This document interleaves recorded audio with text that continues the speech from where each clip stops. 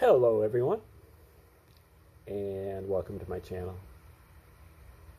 We do educational videos here, and um, they usually pertain to great theories of everything, ancient and modern, uh, ways of thinking about the world in total, and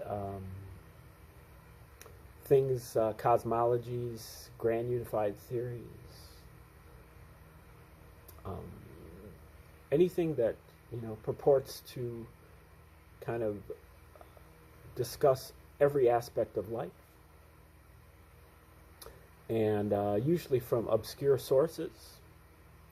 And today is our 49th video on Daniel Ingram's book called Mastering the Core Teachings of the Buddha.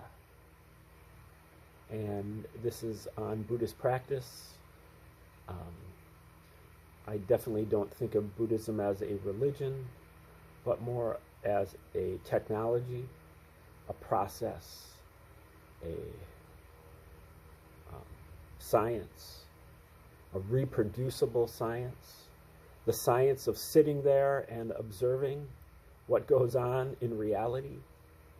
And the more you observe, the better your mind observes it, or whatever you call it.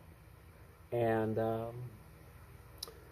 Ingram has walked the walk and has spent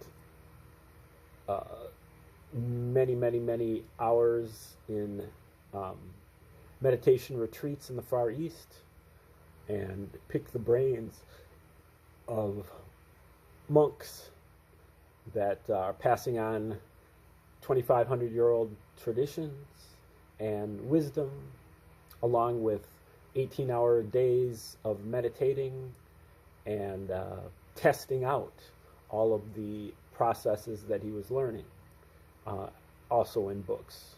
And he's bringing it right into our wheelhouse in English. A lot of times you lose a lot in the translation, but he's doing the translating for us. So here we are. Now we are in, I believe this is chapter 31 of this book, and it is on the stages of insight, or the progress of insight. So insight is one of the two forms of meditation, along with concentration on an object. And insight is investigation into your 6 sense doors, your 5 senses and your mind, and the sensations thereof, and investigating them for the 3 characteristics of impermanence, dissatisfactoriness, and not self. And by doing so, your mind starts to tune up and observe more quickly, and through this process you awaken yourself in stages, and you end suffering for yourself. And so we are in the middle of stage 11. That's called equanimity. The stages start out with mind and body, cause and effect. 1 is mind and body, 2 cause and effect, 3 the 3 characteristics, 4 the arising and passing away. 5 through 10 are all part of the dark night of the soul, and they are dissolution, fear, misery, disgust, desire for deliverance, reobservation. And then getting to the 11th stage of equanimity is the the end of the dark night, and the beginning of great things. So that's where we are right now. I'm going to back up a couple sentences, start over the same paragraph that we left off with, and go from there.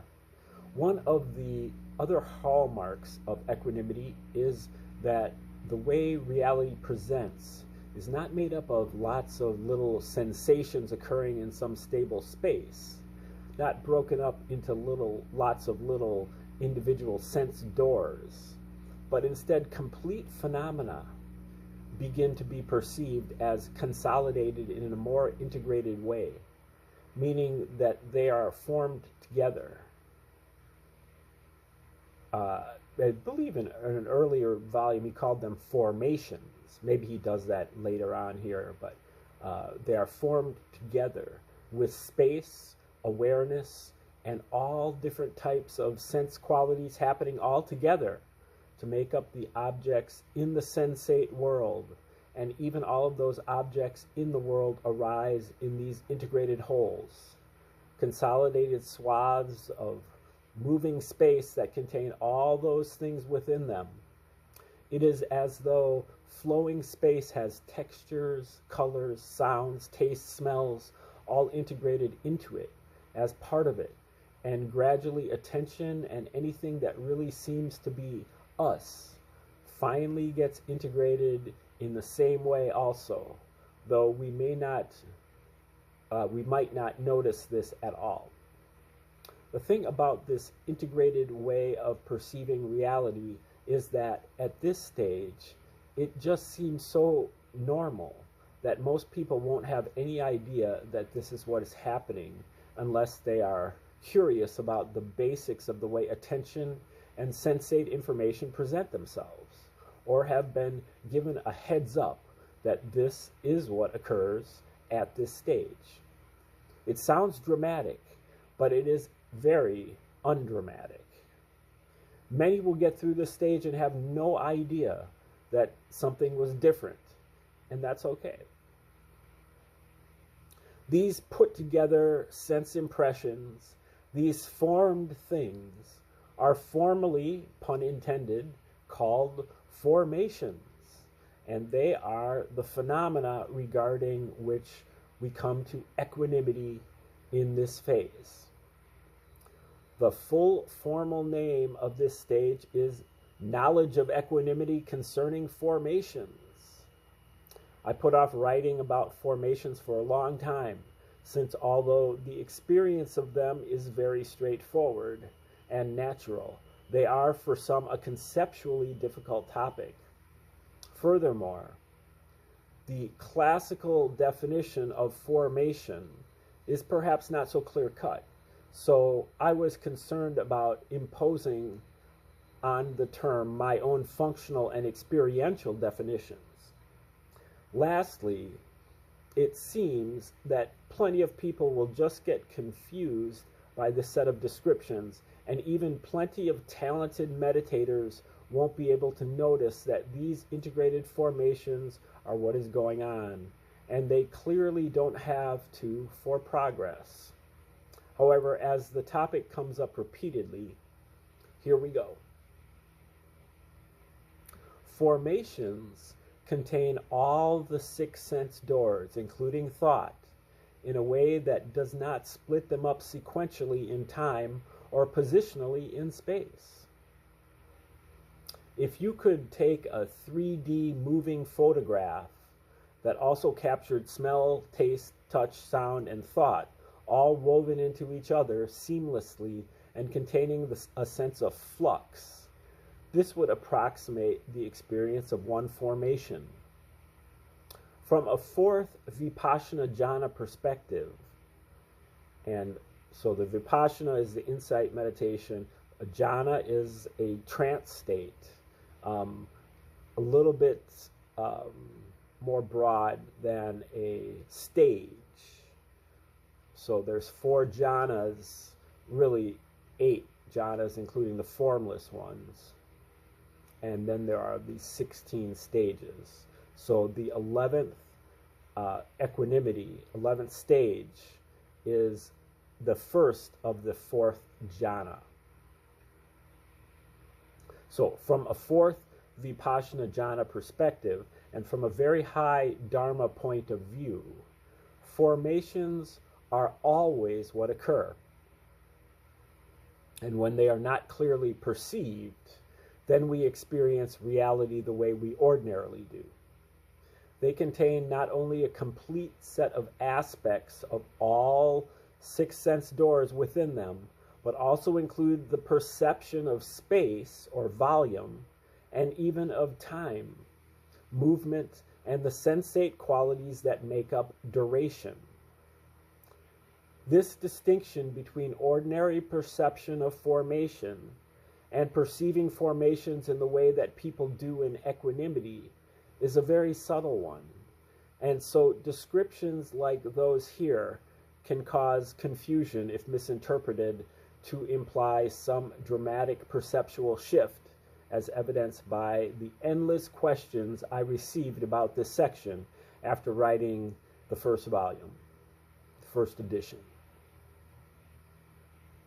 When the fourth Vipassana jhana is first attained, subtle mental sensations might again split off from this side in much the same way as in knowledge of mind and body. But with these, the three characteristics of phenomena and the space they are a part of being breathtakingly clear. Until mental and physical sensations fully synchronize on that side, there can be a bit of a triality in which there are three things going on. One, the sense of the observer on this side. Two, most of the sensations of the body. And three, most of the sensations of the mind, with the latter two fluxing over there. As mental and physical phenomena gradually integrate with the sense of luminous space, this experientially begs the question, what is observing formations at a level that is far beyond the intellectual contemplation of it? Formations are so inclusive that they viscerally demonstrate what is pointed to by the concept of no self in a way that no other mode of experiencing really can, experiencing reality can. As formations become predominant, we are faced first with the questions of which side of the dualistic split we are on, and then of what is watching and what earlier appeared to be both sides. Just keep investigating in a natural and matter-of-fact way. Let this profound dance unfold. If you have gotten to this point, you are extraordinarily close and need to do very little but relax and be gently curious about your experience. When experienced at very high levels of concentration, formations lose the sense that they were even formed of experiences from distinguishable sense doors. This is hard to describe, but we might try such nebulous phrases as waves of suchness or primal undifferentiated experience. This is largely an artifact of experiencing formations high up in the byproducts of the fourth Vipassana jhana, the first three formless realms as described earlier.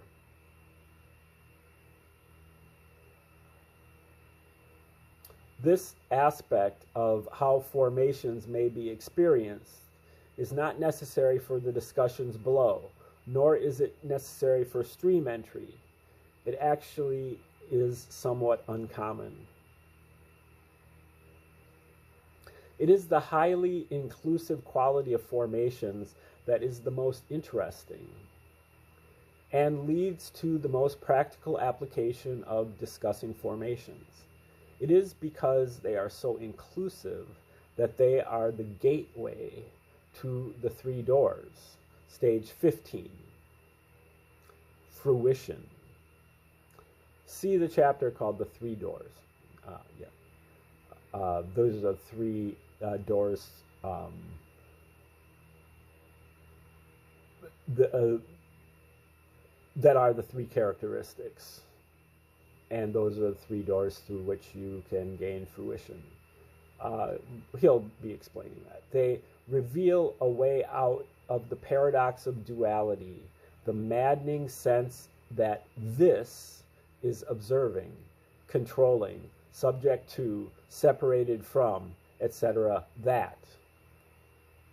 By containing all or nearly all the sensations comprising one moment in a very integrated way, they contain the necessary clarity to see through the three fundamental illusions. And those are like the opposite of the three characteristics. So they are permanence, satisfactoriness, and self. One of the primary ways that the illusion of duality is maintained is that the mind partially blinks out perception of a part of each formation that it wants to section off to appear separate, in control, or observing everything else. In this way, there is not enough clarity to see the interconnectedness and true nature of that part partially blinked out of reality. And a sense of a separate or autonomous self is maintained. The problem is not the arising of those sensations and patterns that the mind is partially blinking out to. It is that these sensations are not clearly perceived. It is almost as if the mind is placing some sensations in its map of space and what is in it, and then only partially doing that for other sensations that it wishes to turn into a sense of something stable and continuous. When the experience of formations occurs, it comes out of a level of clarity that is so complete that blinking out can no longer easily happen, as everything is mapped equally and completely to the same volume of our perceived sensate space. And so finally, the clear perception we have developed threatens the core illusion of a stable perceiver, or a stable perceiving separate self. Yay!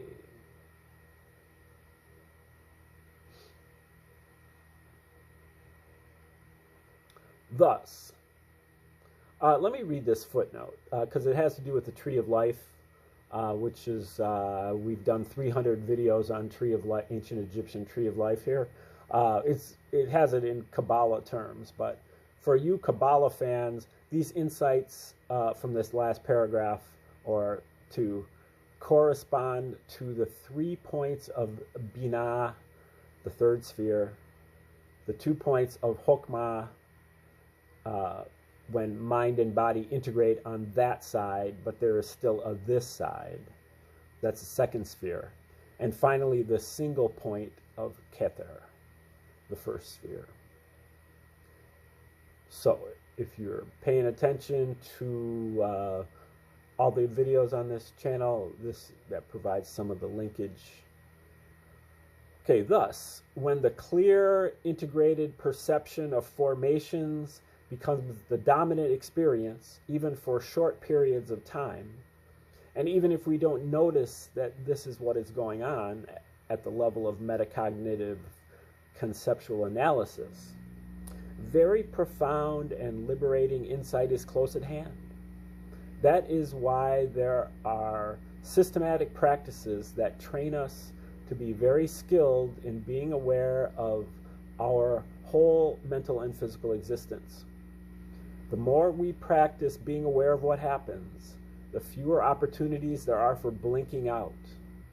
In practice, we gently work to integrate those subtle remaining processes that seem to be a this side, a practitioner, a practice, a self, and so on, into the rest of the clearly perceived sense field, basically just by being gently aware of the patterns of sensations that make up those qualities of space until they realize they are naturally aware of themselves and the thing flips over.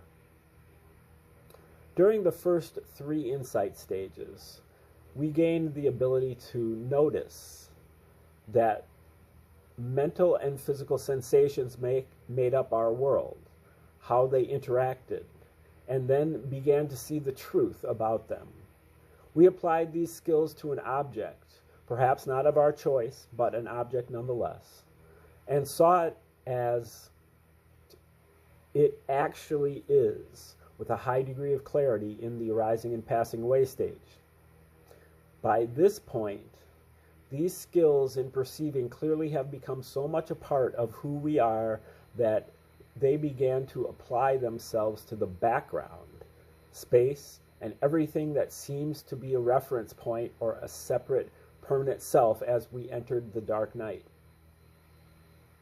However, our objects may have been quite vague or too disconcerting to have been perceived clearly. Finally, we get to equanimity, and put it all together, we can see the truth of objects and of the whole background naturally, and are okay with this. And the result is the perception of formations. Formations contain within them the seeming gap between this and that, as well as sensations of effort, intimacy, resistance, acceptance, and all other such aspects of sensations from which a sense of self is more easily inferred. Thus, these aspects begin to be seen in their proper place, their proper context, that is, as an interdependent part of reality and not split off or a self. These sorts of things are the core processes, those things that most feel like a self, me or mine.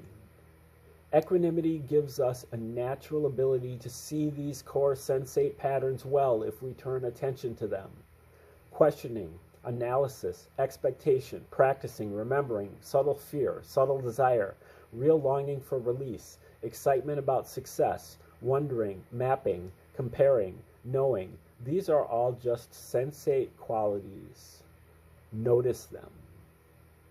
Inhabit them honestly, realistically, gently, feeling into them, accepting them, all through the head, face, neck, chest, back, and abdomen, noticing the shifting of attention and how the sensations are part of that flowing movement of effortlessness, of effortless, direct comprehension, with the comprehension being the manifestation itself and not something overlaid onto that or split off from it in a way that it is at once intricate and integrated. This may sound like frou-frou, new age bullshit advice, but is a very good idea in this phase and hopefully will make enough sense to be useful. Any last little subtle experience patterns that still seem to be self, me, or mine, notice them as being normal, ordinary, just fine parts of what is happening. Accept that they occur and notice gently where they occur and how they fit into the larger flowing space. You could gently note these qualities that seem to be yourself, if that helps. And it just might, particularly if we spatially include the notes in our practice. Remember, it is not that we are trying to get rid of these subtle patterns that seem to be the most us. They're just fine and they never were a self, never are, and never will be. The point is to just perceive those sensations clearly, and the thing will flip over to another way of perceiving them in which they are just a part of all of this natural transience. Like so many categories of experience, we gradually got used to in order to get to this point. These core processes learn to be seen automatically as they are by the simple repetition of gently bringing attention to the sensations that make them up. And finally, nothing is left that doesn't automatically know the truth of itself, including all the parts that were masquerading as a practitioner and a practice. These can be subtle, but in equanimity, we have the chops to do this. And they need not be blazingly strong or ultra clear. No need to dissect them ruthlessly or catch every tiny detail of them. That sort of stuff worked well in the early stages, but equanimity sacrifices a bit of that for the bigger prize, which is wide open, total, all the way through understanding. Just an ordinary, simple clarity with the natural curiosity of a fascinated child will do just fine at this phase of practice. A child who is willing to become wakefully absorbed in the daydream that is whatever the mind does and wherever it goes. The level of clarity out of which formations arise also allows us to see formations from the time they arise until the time they disappear, thus illuminating clearly those transient, empty sensations that make up a sense of self or of a sensate universe continuing coherently in time. In the first part of the path, the beginning of objects was predominant. In the arising and passing away stage, we got a great sense of the middle of objects, but missed subtle aspects of the beginning and end. In the dark night, the endings are about all we could really perceive clearly. Formations once again put together all of this work we have done in a very natural and complete way that finally includes everything in experience. Formations also explain some of the odd teachings that you might hear about stopping thought. There are three basic ways we might think about this dangerous ideal. We might imagine a world in which its ordinary aspects, which we call thought, simply do not arise, a world of experience without those aspects of manifestation. You can get very close to this in very strong concentration states, particularly the 8th Shamatha jhana, but so what? You actually don't need to do that at all. We might also think of stopping experience entirely, as happens in fruition, when reality totally vanishes, a topic that will be covered shortly. And this obviously includes thought. Formations point to yet another possible interpretation of the common wish to stop thought, as do very high levels of realization.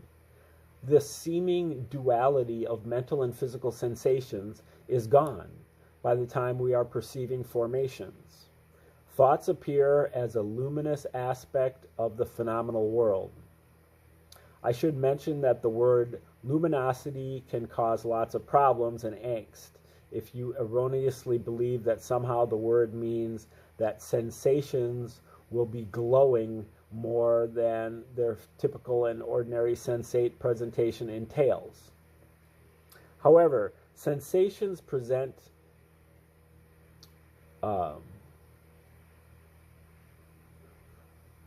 however sensations present is the luminosity. That is to say, for practical purposes and ignoring questions of ontology, that luminosity refers to the fact that the knowledge of sensations is in the sensations of the things themselves and is the sensations themselves. There will be much more on this later. In fact, I challenge anyone to describe the bare experience of thinking or mental sensations in terms beyond those of the five sense doors.